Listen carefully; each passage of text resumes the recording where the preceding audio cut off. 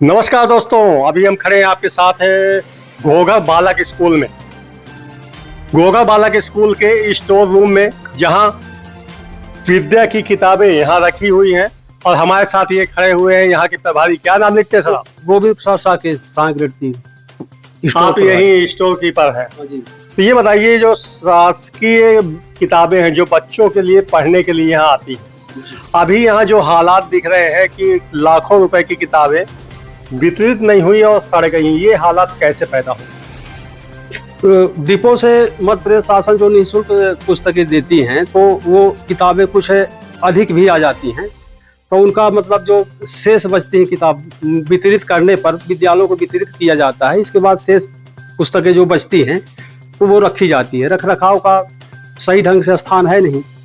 जो किताबों की डिमांड होती है छात्रों के हिसाब से होती होगी, उससे ज्यादा 10% आप एवं करके बताते होंगे, लेकिन यहाँ जो आप भंडार देख पा रहे हैं, जैसा कि ये भंडार दिखाई दे रहा है आप लोगों को, ये किताबें हैं। इनकी हालात देख के आप सहज ही बता सकते हैं कि ये किस तरह से यहाँ पड़ी हुई हैं। और ये कुछ किताबों का बंडल यहाँ, ये सब ये यहाँ देखिए, ये किताबों का बंडल है।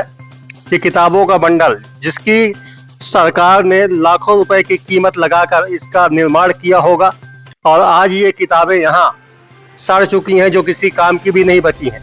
इसी तरह से कई नई पुस्तकें भी यहाँ रखी हुई हैं जो सड़ने की कगार में है। हम आपको बताने की यह कोशिश कर रहे हैं कि सरकारी संपत्ति का किस तरह से दुरुपयोग होता है। बच्चों को जो किताबें पढ़ने के लिए आती हैं, अभी हाल ही में देखा गया है कि बच्चे किताब के लिए तरस रहे हैं। शिक्षा सत्र शुरू हो चुका है, लेकिन कई स्कूल ऐसी हैं जहां किताबों का वितरण तक नहीं किया गया, और दूसरी ओर जो किताबों के यहाँ भंडार आपको दिखाई दे रहे हैं, पानी खा के सड़ रहे हैं। आखिर इस सिस्टम में सुधार कब होगा?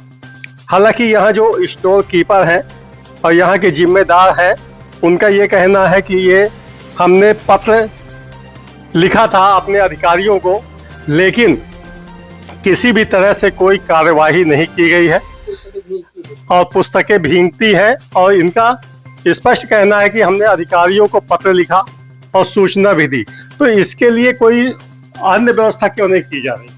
अब यही बोलते हैं कि कब यहाँ विकास खंड के लिए कोई कमरा मतलब है नहीं। विकास खंड ही मतलब स्कूल परिसर में चल रहा है। वर्तमान में मार्तन क्रमांक 3 के एक कमरे में संचालित है, तो वहाँ काम होता है। और यहाँ स्टोर के लिए कोई ऐसा जगह निर्धारित नहीं है कि मतलब सही है कि पुस्तकें भीगने से बची जा सकें।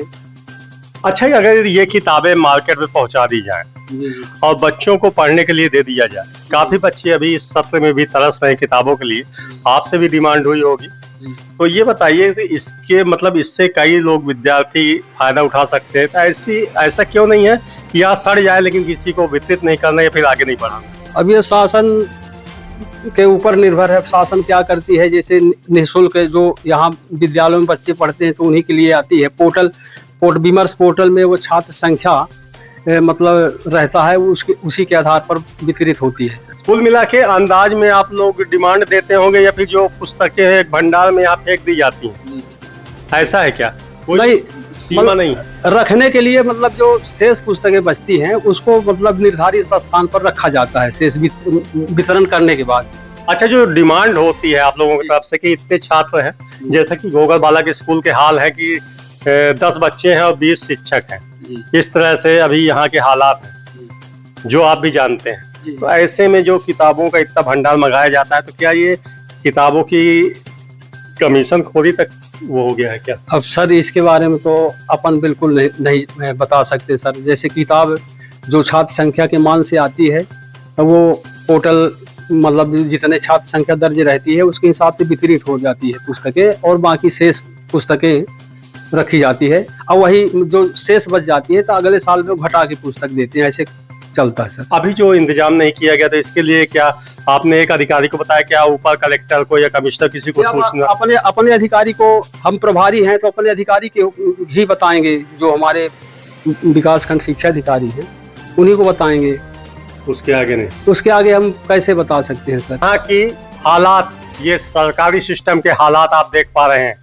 अभी हम यहाँ स्टोर में ही अंदर खड़े हुए हैं, इसकी चाबी शायद आपके पास ही रहती है, तो इसका संचालन आप ही करते हैं जी। और कोई आता है यहाँ? नहीं, अब होगा, हम प्रभारी हैं इसके, तो हम ही आते हैं। इसके पहले कौन प्रभारी था? इसके पहले पुस्तक का रामपाल पटेल और स्टोर का भी श्री रामपाल पटेल। कब से आप यहाँ का प्रभार लिए हुए हैं? हम 15 से सर। 2015 से। 2015 के बाद ये बताइए, ये किताबों के हालात। अच्छा ये बताइए, यहाँ नशीली कफ सिरप की शीशियाँ, ये सर, ये खुला था सर। हाँ, ये चोरी हो गई थी, पुस्तकें चोरी हो गई थी, चोरी की हमारे पास FIR की लेटर है। ये खिड़कियां थे, हम मतलब क्या है, ये देखिए, यहाँ देखिए नशीली कफ सिरप की शीशियाँ, ये नशे का अड्डा बना हुआ है। और यहाँ इनका ये कहना है कि खिड़की से अपराधी टाइप के लोग यहाँ फेंक देते हैं। तो आप को हम बताने का ये प्रयास कर रहे हैं कि सरकारी सिस्टम क्या है, सरकारी शिक्षा का स्तर क्या है। तो जहाँ विद्या की किताबें रखी हुई हैं, वहाँ यहाँ नशे की, नशीली सिरप की शीशियाँ भी पड़ी हुई हैं। तो इससे आप सहज अंदाजा लगा सकते हैं कि आखिर स्तर, शिक्षा का स्तर शासकीय सिस्टम में किस स्तर तक पहुंच चुका है। मैम, घोघर विद्यालय में बुक स्टोर बनाया गया, जो माध्यमिक शिक्षा मंडल से जो बुकें आती हैं बच्चों को बांटने के लिए, वो पूरी तरह से जो है पानी से भीग चुकी हैं और खराब हो चुकी हैं। ये चेक कराने का विषय है, इसकी हम लोग जांच कराएंगे कि ये बुकें किस वर्ष की हैं और कब की आई हुई हैं, कब वितरण होना था। इन सभी विषयों पर जांच करा करके और फिर उसके बाद उनका जो भी फाइनल डिस्पोजल है वो करेंगे। नशीली कफ सिरप की शीशियां भी वहीं मिली हैं, बुक स्टोर के अंदर से ही। जांच का विषय है, जब जांच होगी तो सभी बिंदुओं पर जांच होगी।